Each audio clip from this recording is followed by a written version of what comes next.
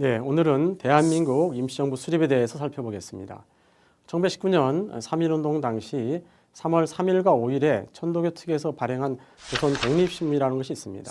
이 신문에 실린 기사를 보면 곧 가정부 수립이 발표될 것이고 또 일간 국민대회를 열고 가정부를 조직하고 가대통령을 선거한다더라라고 전하고 있습니다. 여기서 말하는 가정부나 가대통령이라는 것은 임시를 뜻하는 말입니다. 즉 임시정부가 곧 구성되고 임시대통령이 곧 선출될 것이라는 것을 전하는 것입니다.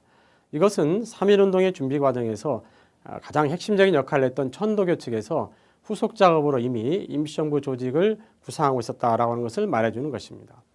한편 기독교 측에서는 2월 말에 현순이라는 목사에게 상해로 가서 국내의 독립만세운동을 해외에 널리 선전하고 또 임시정부를 구성하라고 지시한 것으로 보입니다. 현순은 3월 1일 국내에서 가져간 돈으로 상해에서 독립사무소를 개설했습니다. 그는 상해와 북경에서 독립선언문을 한문과 영문으로 번역해서 기자들에게 널리 배포했습니다. 이후에 현수는 임시정부 수립을 위해서 국내에서 임정 조각이 필요하다고 생각했고 그래서 3월 중순경에 국내에 이규갑이라는 사람에게 편지를 보내서 임시정부의 조각과 선포를 부탁을 했습니다. 한편 3월 말에 이르러서 상해에 모인 독립운동가들은 임시정부 수립을 논의하기 시작했습니다. 당시 특히 기호파, 즉 경기도와 충청도 출신인 이동영, 이시영, 조한구, 조소왕, 신익희 등은 이 임정 수립에 적극적이었다고 합니다. 이에 초조해진 현수는 이봉수라는 사람을 국내에 파견해서 국내에서 빨리 내각의 명단을 만들어 오라고 지시했고 상해 임시정부 수립파에게는 기다려달라고 부탁했습니다. 서울 지역을 중심으로 이 홍면희와 이규갑, 한남수, 김사국 등은 이미 3월 중순부터 임시정부 수립 계획을 세우고 있었습니다. 아마도 현순으로부터 연락을 받은 이규갑이 가장 먼저 움직였을 것으로 보입니다. 3월 17일경에 홍면희와 이규갑 등은 임시정부 내각 명단과 또 파리 강화회 출석 대표 등을 선정을 했습니다. 또 이들은 각 방면에 20여 명의 인사들을 모아서 4월 2일 인천의 만국공원에서 회의를 가졌습니다. 여기에는 기독교계의 박용희, 장붕, 이규갑, 또 유교계의 김규, 불교계의 이종욱 등이 참석을 했습니다. 이들은 서울에서 국민대회를 갖고 임시정부 조직을 선포하기로 했습니다. 다만 상해에 아직 임시정부가 수립되지 않았을까 하는 것을 확인해 본 뒤에 국민대회 개최를 결정하기로 해서 상해로 한남수를 4월 8일 날 파견을 했습니다.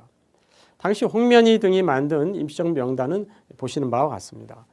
집정관 총재 이승만, 국무총리 총재 이동희, 또 외무총장 박용만, 내무총장 이동영, 국무총장 노백린, 재무총장 이시영, 법무총장 신주식, 항무총장 김주식, 교통총장 문창범, 노동국 총판 안창호, 또 참모총장 유동열 등으로 선출이 됐습니다. 이와 같은 정부 명단을 이후에 우리는 한성정부안이라고 부릅니다. 4월 3일 상해에서 서울에 온 이봉수는 대리인인 홍진희를 앞세워서 홍면희를 만나게 합니다. 이때 홍면희는 앞서 말씀드린 한성정부 안을 홍진희에게 보여준 것 같습니다. 그리고 두 사람 사이에는 명단을 둘러싸고 의견 차이가 있었던 것으로 보입니다. 결국 홍진희는 이 명단을 약간 수정해서 강대현이라는 사람에게 주어서 상해로 가게 했고 강대현은 4월 8일 날 상해에 도착해서 상해 분위기를 감안해서 이 명단을 다시 약간 수정해서 독립사무소에 현순에게 전달을 했습니다. 홍진희가 강대현에게 준 명단은 뒤에 신한민국 정부안이다는 그런 이름으로 서북지방에 널리 퍼지게 됩니다. 또 이 명단은 한성정부안과 약간 차이가 있었습니다. 그것은 집정관 총재로 이동희, 국무총리로 이승만을 지명해서 두 사람의 자리를 서로 바꾼 것입니다. 또 내무총장은 미정으로 하고 국무총장은 삭제를 했습니다. 그리고 강대현이 상해에서 현순에게 준 명단은 신한민국 정부안에서는 미정이었던 내무총장을 안창호로 하고 노동부장 자리는 빼버린 것이었습니다.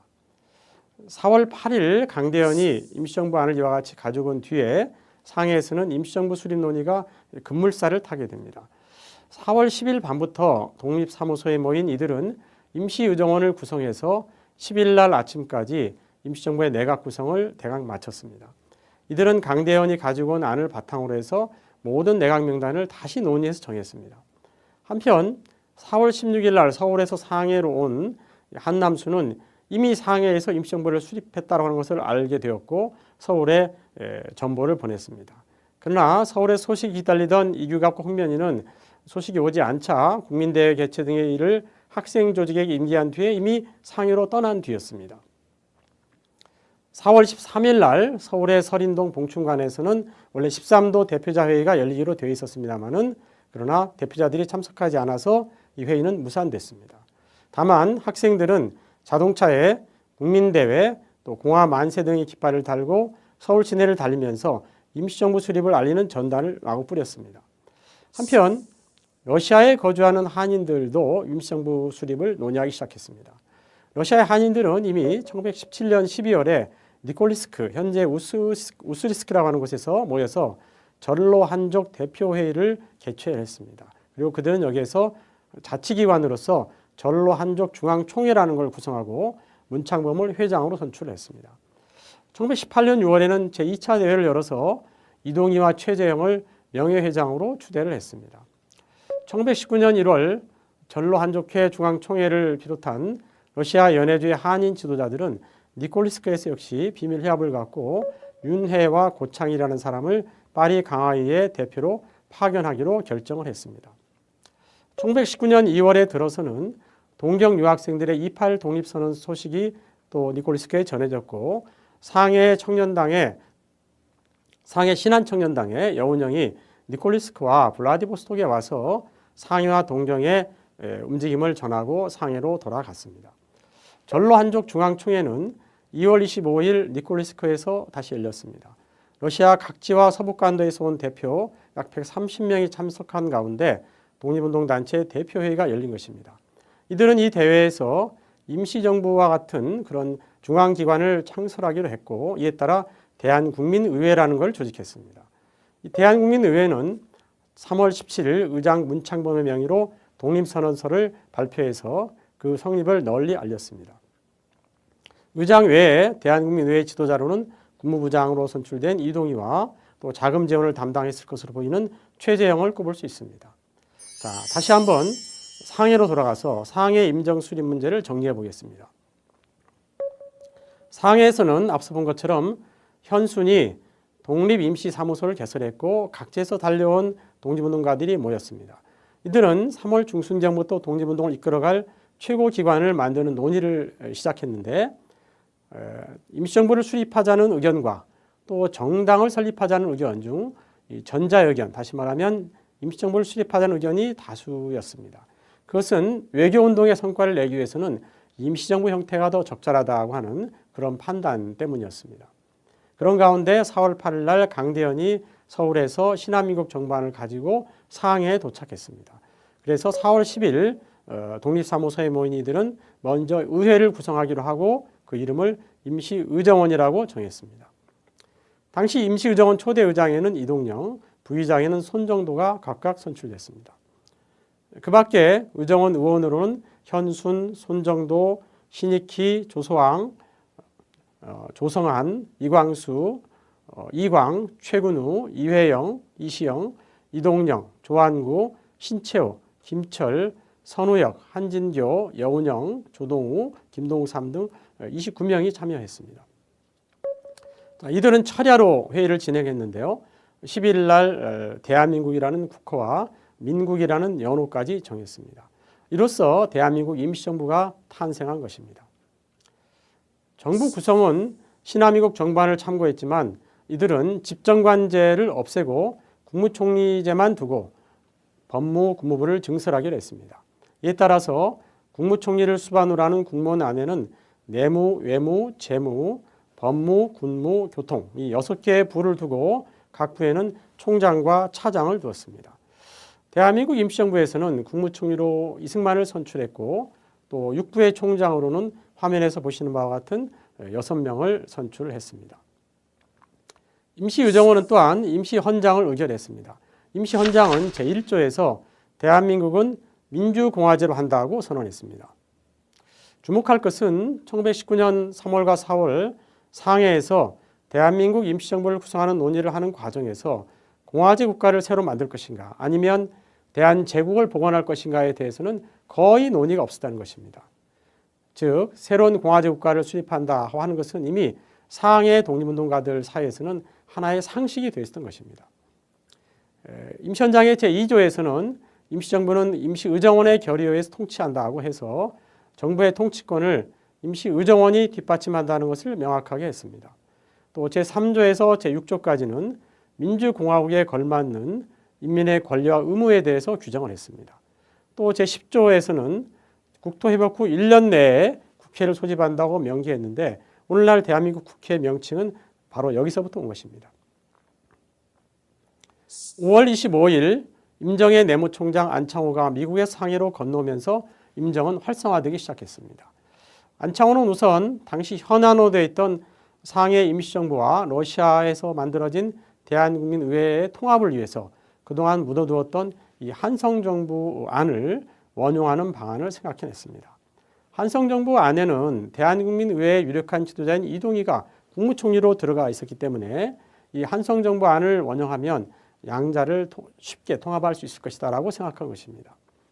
이에 따라서 안창호는 현순과 김성겸이라는 사람을 8월 20일경에 대한국민의회 측에 파견했습니다. 이들은 블라디보스톡 밑에 니콜레스크에 가서 대한국민의회와 상해 임시의정원을 모두 해산하고 한성 임시정부안을 봉대해서 정부를 새로 조직하자고 제안했습니다. 또 국민회의 의원의 80%를 임시정부 임시의정원에 참여할 수 있도록 해주겠다라고 약속했습니다. 대한국민의회 측은 이러한 조건을 받아들이기로 하고 8월 30일 총회를 열어서 만장일치로 해산을 결의를 했습니다. 또 한성정부 안에서 국무총리로 지명된 이동희는 곧 상해로 출발을 했습니다. 이에 따라서 8월 18일 안창호는 임시의정원에 임시정부 개조안과 새 임시정부 헌법 초안을 제출을 했습니다. 임시의정원은 9월 6일 정부 개조안과 임시헌법안을 심의 끝에 통과를 시켰습니다. 임시정부 개조안의 내용을 보면 첫째는 총리제를 대통령제로 바꾼다 하는 것과 또 국무총리 이승만을 대통령으로 선출한다는 것, 또 정부의 조직을 한성정부 안에 맞추어서 7부 1국으로 거친다는 것입니다. 또 상해 임시정부는 총리, 총장 및 총판 또한 한성정부 안대로 그대로 고친다고 하는 것에 합의를 했습니다. 9월 18일에 대한국민의회 이동희가 마침내 상해에 도착했고 문창범은 한 달쯤 뒤에 상해에 도착했습니다. 이들은 상해 임시의정원이 해산했을 것으로 예상했지만 임시의정원은 그대로 있었고 다만 정부만 한성정부 안대로 개조하게 됐다는 것을 알게 됐습니다. 이에 문창범은 통합정부 내각에 취임하는 걸 거부하고 블라디보스톡으로 돌아가 버렸습니다. 또 재무총장으로 임명되었던 대한국민의회 측의 최재형은 아예 상해로 오지도 않았습니다. 결국 대한국민의회와의 완전 통합은 어렵게 됐습니다. 그러나 11월 3일 이동희가 국무총리에 취임을 했고 또 내무총장 이동영, 재무총장 이시영, 법무총장 신규식 등이 함께 취임식을 가짐으로써 불완전한 형태로나마 통합정부가 출범하게 됐습니다.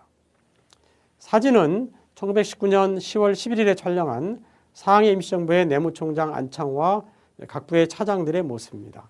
앞줄 왼쪽부터 보면 신익희, 안창호, 현순, 또 뒷줄 왼쪽부터 보면 김철, 윤현진, 이춘숙, 최창식 등이 있습니다. 당시에는 각부 총장 가운데 안창호와 이시영 외에는 모두 상해에 없거나 아직 취임하지 않았기 때문에 내무총장인 안창호와 이 차장들이 각부 차장들이 실질적으로 일을 도맡아서 하고 있었습니다. 네, 앞서 말씀드린 대한민국 임시정부의 수립의 발단, 또 상해 대한민국 임시정부의 수립 과정, 또 상해 임시정부와 노령에 있는 러시아령에 있는 대한국민의회의 통합에 대한 내용을 바탕으로 대한민국 임시정부 수립이 가지는 의미에 대해서 학습자 여러분 스스로 한번 생각을 해보시기 바랍니다. 어떤 의미를 가지는가요? 대한민국 임시정부 수립의 역사적인 의미를 제가 한번 정리해 보겠습니다. 첫째는 일본의 식민 통치를 부정하고 한국인의 정부를 다시 세웠다는 점을 먼저 들 수 있겠습니다. 둘째는 대한이라는 용어를 사용함으로써 대한민국은 대한제국을 역사적으로 계승한다는 것을 분명히 했습니다. 세 번째는 민주공화제의 민국의 수립을 선포했는데 이것은 한국 최초의 공화제 정부라는 의미를 갖습니다. 넷째는 독립운동의 지도기관, 중앙기관으로서 임시정부를 수립했다고 하는 의미가 있습니다. 다섯째는 3.1운동에 나타난 민족의 총의를 모은 정부를 수립했다는 그런 의미를 갖습니다. 여섯째는 일제가 물러간 뒤에 정식으로 수립될 정부와 국회 운영을 준비하기 시작했다는 그런 의미를 갖습니다.